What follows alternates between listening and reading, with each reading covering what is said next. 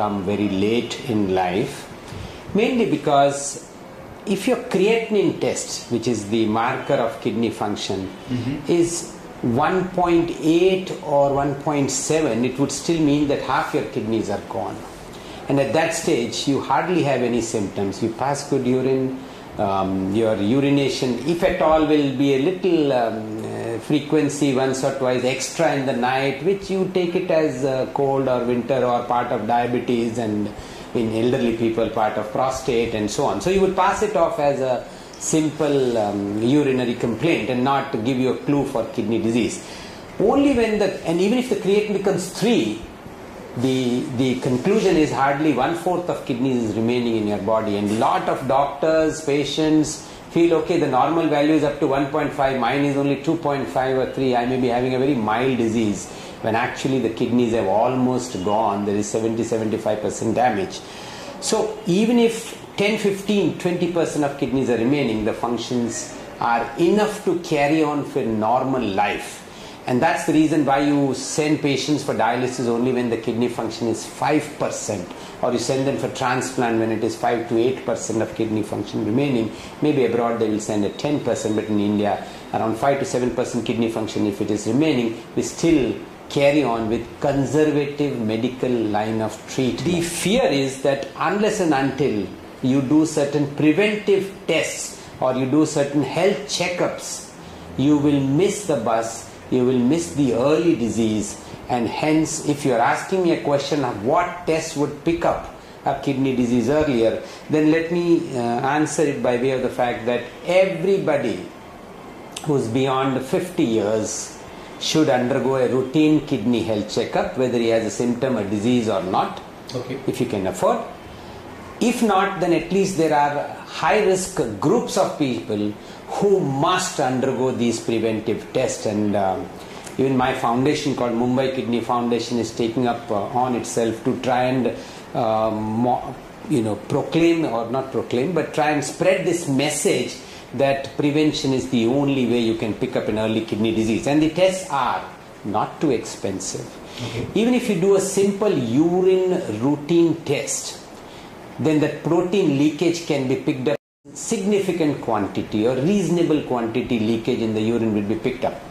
And urine analysis is the mirror of what is happening in your kidneys. It could be a harbinger of something sinister that would be happening later on.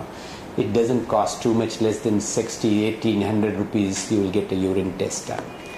Once you have protein leakage, you could go to higher tests like a serum creatinine or a GFR estimated. A GFR means a glomerular filtration rate. It is a slightly better indicator of your kidney function, better than creatinine. But a simple serum creatinine, blood urea, a GFR estimation, these tests again don't cost more than 100 rupees, and they would give you an indication of whether your kidneys are functioning well or not. Even before the urine stick or strip shows a protein leakage, now you have some strips which pick up microalbuminuria or a still smaller quantity of protein leakage, which gives you an idea that, or it's a red signal that your antennas should go up, and it's a warning symptom that you should start repeating this test or going further ahead to do these tests. You were asking some questions. Yeah, doctor, it essentially means that creatinine is only a basic marker. You can't entirely depend on the creatinine level being low, right? So as I said, that the earliest and the best way to pick up an early disease is to do a microalbuminuria or a gross albumin protein leakage by way of urine routine, and then GFR or glomerular filtration rate, for which you require a serum creatinine, your age and weight, or now most of the good laboratories have an inbuilt software by which they will calculate and give you a glomerular filtration rate. Based on that, nephrologist and even a common person can grade his disease as to whether he is suffering from CKD stage 1, 2, 3, 4, 5, and accordingly treatment is available which can either halt the disease, improve it, or at least slow down the progress of kidney disease. So the essential answer is that It would be silent in lot many cases. Do not wait for symptoms to come. If you belong to the high risk group, as I mentioned, and I think I couldn't complete the high risk group. One was diabetes, the other was high blood pressure. Third is people whose family members have a kidney disease, or those who have suffered in childhood or in past a kidney problem, those who have high blood pressure during their pregnancy, people who have stone disease, as renal stones or urinary stones, people who have recurrent urine infections from time to time, and all those who are obese, because obesity is one of the reasons why you could land up with kidney disease, and all those who are senior citizens, wherein again kidney disease is common. Sorry, I couldn't mention those who take painkillers or Ayurvedic bhasmas, which traditionally in our country are, at least people feel that many of the non-allopathic medications are relatively safe.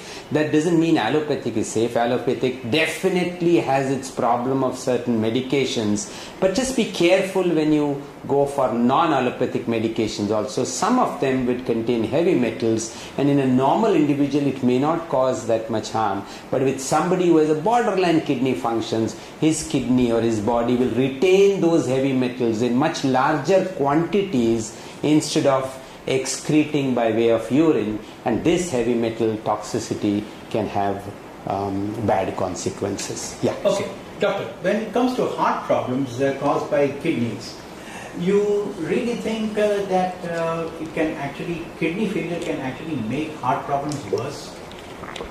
So as it happens in medicine, the cardiologist is king in our line also, and similarly heart remains the king of all the illnesses, which is why kidneys take a back seat in many of the common tests people do. People are worried of their heart and they will go for stress testing and HCG and all those tests, but forget the poor urine routine test. Yes, cardiology is important. Yes, heart disease is important and is very prevalent. But kidney disease could add up to the problems or complications of cardiac or heart involvement in diabetes. So per se, diabetes is a risk factor for heart disease. Per se, diabetes associated what we call as comorbid condition. That means cholesterol, lipids, the arteries getting clogged with some of these harmful medication, harmful products like lipids and triglycerides. The same disease can involve the kidneys, the arteries of the blood vessels, or the arteries of the legs, of the retina and so on. So the same illness which affected the kidneys will affect the heart. Cardiac patients, or those who have even a very early chronic kidney disease, can have more than 10 times the risk even at that early stage to develop a heart problem, and at a later stage when the kidneys are failing, more than 100 times the risk of a person who has diabetes with no kidney problem and a person who has diabetes with kidney problem. The difference is going to be almost 100 times the risk to the heart. So kidney problem is a double whammy. It not only causes kidney failure but increases the risk of cardiac failure. Doctor, also there is also another situation where there is a lot of fluids in the water retention in blood. That can actually add pressure to the heart. So apart from the blood circulation to the heart being low and an angiography picking it up, there is something called a small vessel disease, where small capillaries or small blood vessels of the heart also become weak or do not carry as much blood circulation, and the overall pumping of the heart goes down. Right. What we check by a 2D echocardiogram is what percentage of the pumping of the heart remains, and many of these diabetic patients, instead of having a 70% pumping of the heart, will have barely 40% ejection fraction. Such people, they have a double problem. When they eat even the normal quantity of salt or even a reduced quantity of salt, and in normal water intake, that much is one side not excreted by the kidneys, so they retain water, and on the other side the heart doesn't pump well, and therefore it doesn't reach the kidneys so easily. So from both the sides, the amount of water and salt which they consume is not removed by the kidneys and not pumped properly, so they develop swelling.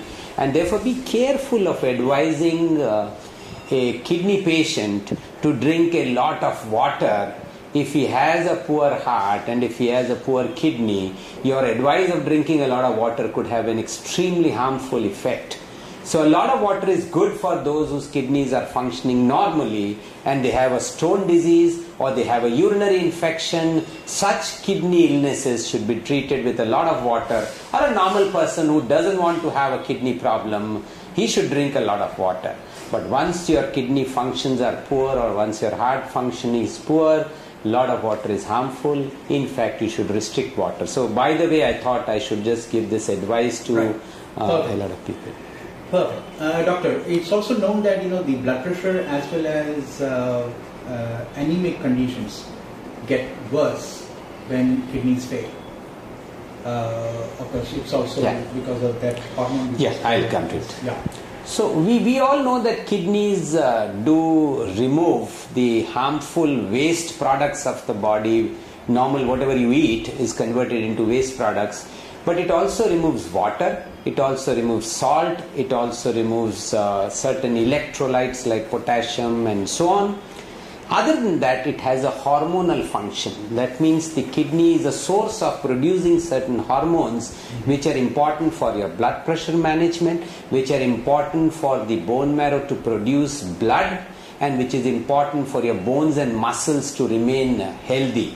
These three important hormones, apart from many others, but these three important ones are actually used now in the form of treatment also for kidney patients. And you need to be, when you do dialysis, you are actually removing only the waste products, but the hormonal function of it should be replaced by way of medicines, and it's only transplant or a new kidney which is a comprehensive treatment for kidney failure, because it not only removes waste products, it replaces all the deficiencies of the hormones. So one important corollary of this statement is, when you advise people eat lots of fruits because blood will increase, eat lots of khajur or dry fruits because your hemoglobin will increase, and you might take kilograms of iron tablets, but it will not improve the hemoglobin of a kidney failure patient because he lacks the hormone which will pick up that iron which you eat and convert it into blood, and that deficiency will actually prevent his hemoglobin from going up. For heaven's sake, therefore, do not advise a kidney failure patient who is on dialysis to keep taking a lot of fruits and dry fruits so that his hemoglobin comes up. We as a country do advise or give unsolicited advice to everybody, including our neighbors. So I think this part you should Doctor, there is also one email which we have received. One kidney patient who is on dialysis, he says that although he takes that hormone erythropoietin regularly, his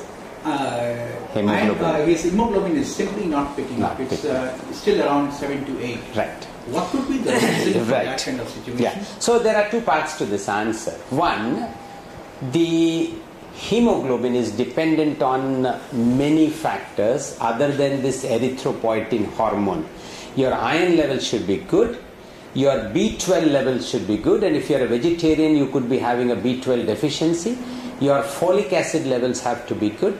You should not have chronic infection in your body when you are on dialysis, and you should not have any associated chronic disease due to which you went into renal failure, say arthritis or immunological disease which affects both, or cancer like multiple myeloma which involves the bone as well as the kidneys. Now these are the other areas which can be easily corrected before you give erythropoietin. But other than that, erythropoietin as a hormone has certain specialities. One, it should be always kept in cold chain and should be used with a particular temperature. Now you will say, I always carry it in a bag of ice, but from the source from where you brought it, that person has to keep it in ice. The chemist's fridge should have a 24 hours power supply, and in a country where power supply is very erratic,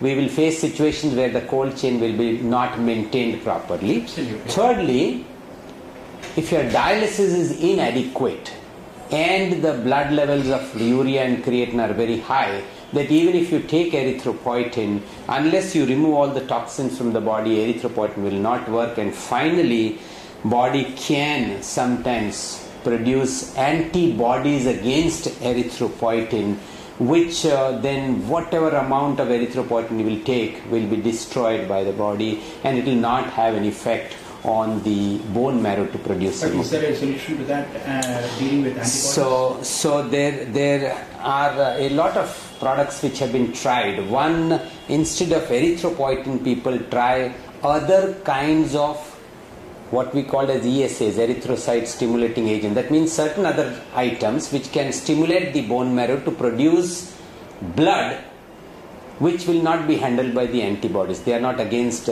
So some of these are darbepoetin, Mircera. These are some new agents which have come, which probably these antibodies may have less effect. So you could try that. And lastly, there are steroids and certain drugs which can work against the antibodies and help in improving hemoglobin.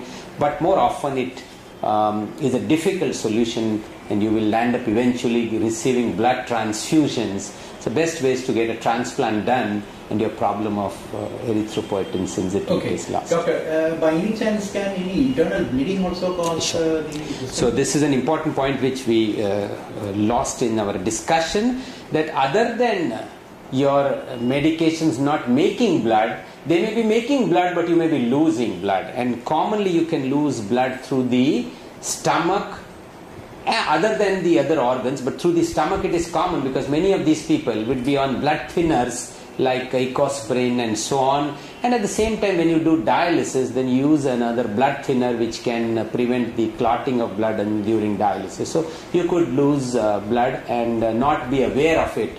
It could be in smaller quantities, so you need to get your stool examined.